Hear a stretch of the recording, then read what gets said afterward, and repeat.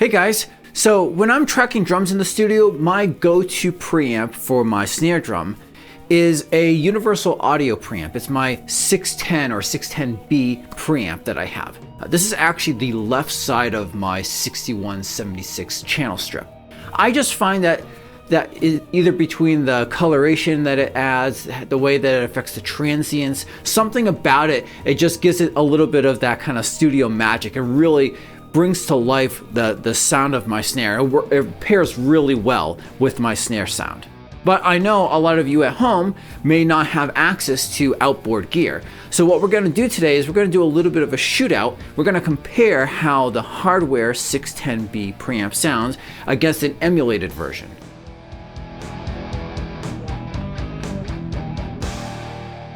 So before we get to the sound samples, let's go over the recording setup real quick. As you can see on my snare drum, I have two identical mics. These are Sennheiser E604s. I'm going to be recording them at the same time. One of these will be my clean recording, right? So I'm going to take it and record it straight into my interface. It's going to use one of the stock preamps. It's not going to add any coloration. The other one will be recording into my 610 preamp. So let's talk about that first. For the hardware side, it's going to go into my 610 preamp side. It's going to go and use the EQ, which is technically part of the preamp. As I mentioned, this is a channel strip. There's a compressor on the right side. We're going to bypass that. We're going to run this in what we would call split mode. So I'm going to take the signal out of the channel strip before it even gets to the compression section. And then from there, it's going to go into my interface. Going back to that clean signal again, right? That first microphone that I was working with. Now that we're going to be in the DAW, this is when I'm going to be adding in that plugin. I'm going to add in that emulation. So whereas the hardware was that Universal Audio 610B, in the DAW, I'm going to be using the Universal Audio emulation of this, right? So this is going to be the UAD 610B emulation.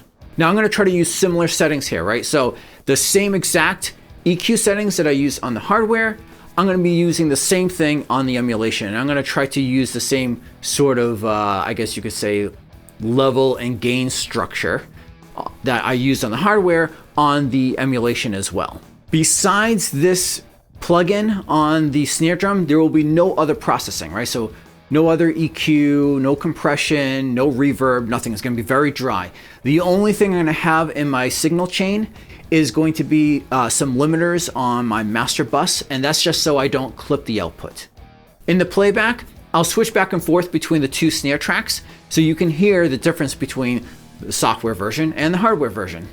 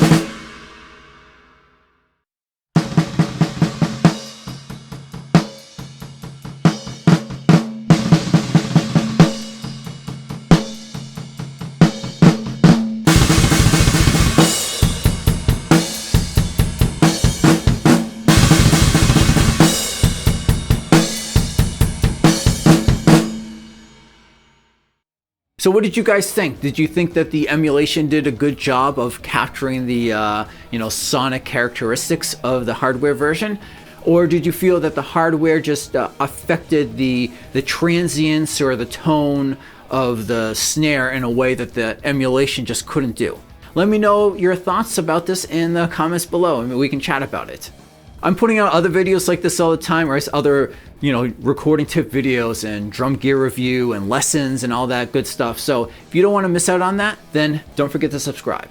Until next time, peace.